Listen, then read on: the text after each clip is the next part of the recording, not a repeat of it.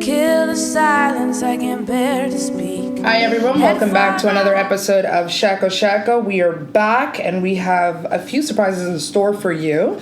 First of all, thank you very much everyone for coming through to speak to us. We have a panelist, the organization, including my co-host Bueller. I'm Queen Book, and today we have our lovely guest from Somali Canadian Youth Matters.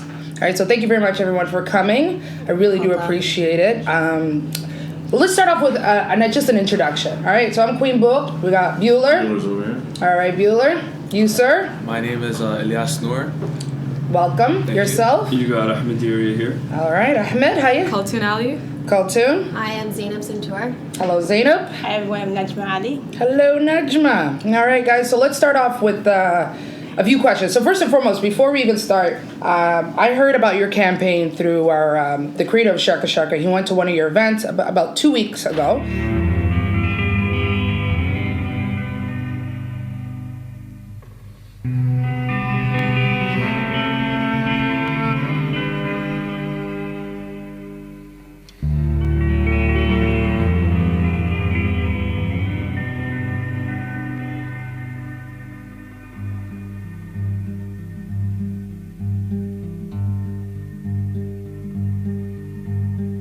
Rotterdam, goddamn, these starving organs, him and her, mulling over your post-modernity.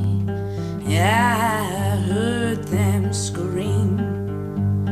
We are many, we are many, we are. Great initiative, great campaign. I want to know more about it. All right, you hear the word, first of all, matters, hashtag matters, Black Lives Matters, All Lives Matter, Somali Canadian Youth Matters. There's so many of the same, almost like hashtag or organizational name.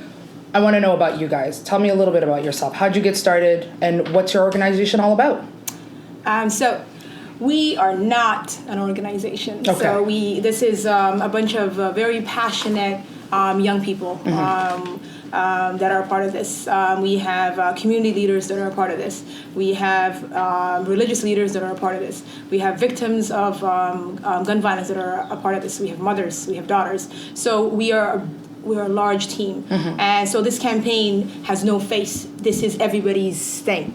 We want to talk about issues that are within the Somali community. We want to talk about systemic barriers. We want to talk about civic engagement. We want to talk about mobilizing.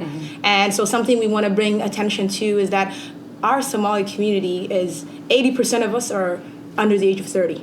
And then we got that other 20% that's there. So we're thinking, how can we mobilize that 80%? Right. How can we all come together and address issues that are within our community? We focus now on just gun violence just to kind of bring everybody together and just wake everybody up. Right. So we've lost 100 plus boys to gun violence. We've only had 3 of those cases have been solved since 2005. Wow. So we have questions as a community. Right. We want answers. Are you focused on gun violence or the struggle of in the Somali community? It's not just gun violence. Okay. So these are all issues. So if we're helping, we need help with housing. We need help. Our students graduate. Are they getting jobs out there?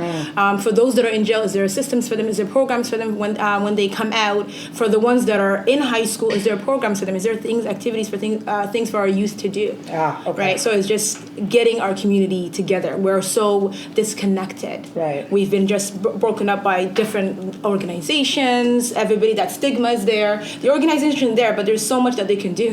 Right. So if we are not all together, if we are not one as a community, then we cannot get anything done. So our goal is to unite everybody and this is something for youth, that is by youth, to let people know that, what our community matters, our lives matter, our youth matter. We're still Canadian kids. Right. So how do we connect together? Yeah, you seem like a very passionate person about this topic. Like I don't. What can I call you? If I can't call you, if you're not an organization, what can I call you?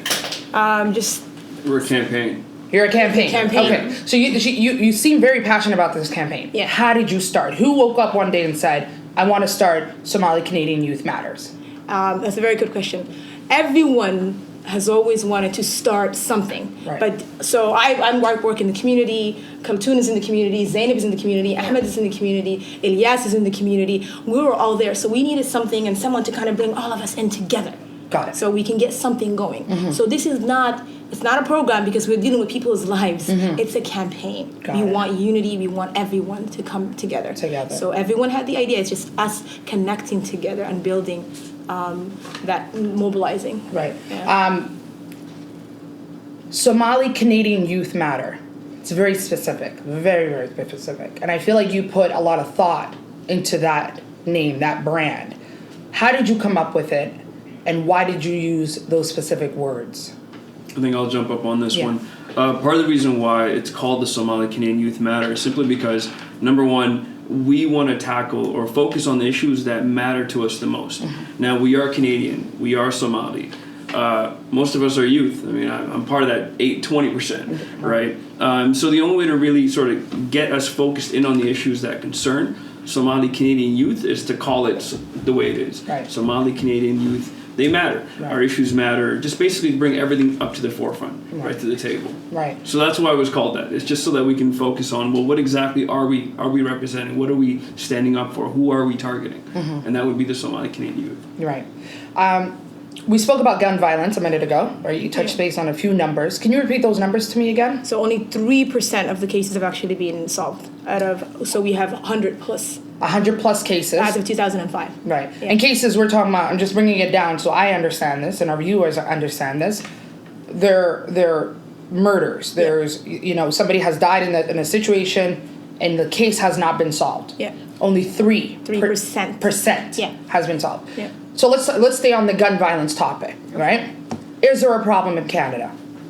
Are our youth dying at very high numbers? Yes. Right? Kalsoon, what do you think? Absolutely. I think within the last couple of years, there has been, I think it's more easier for youth to sort of get involved in drugs and gangs and stuff like that. It's more accessible. I feel like there's a lot of systemic barriers that have caused this sort of like new trend, I guess. I don't want to call it a trend, but it is, Right. And me personally speaking, like I have a lot of friends that I grew up with during high school years, and a lot of them have been to prison and are still there. Without their cases really being rectified and even like justified either. And also there's a lot of other youth that have died, and every other week we're going to funerals and janazas and such, and it seems like for a week or so we all care. Right. After that week is over, it's like, okay, whatever, rest in peace my friend, right? But then if we were truly friends to one another and we actually cared about our youth passing away, we would have, taken initiatives like the initiative we started and a lot of other organizations as well, campaigns and such, to sort of like, bring this to the forefront and talk about it and, try to find out what's going on and sort of deal with these systemic barriers that are going on right now. I feel like the problem is not women, right? It's not the girls in our community. I feel like it is the men in our community, right? And the boys in our community. So where's the problem? Let's bring it down all the way to the nitty-gritty. Where does it start?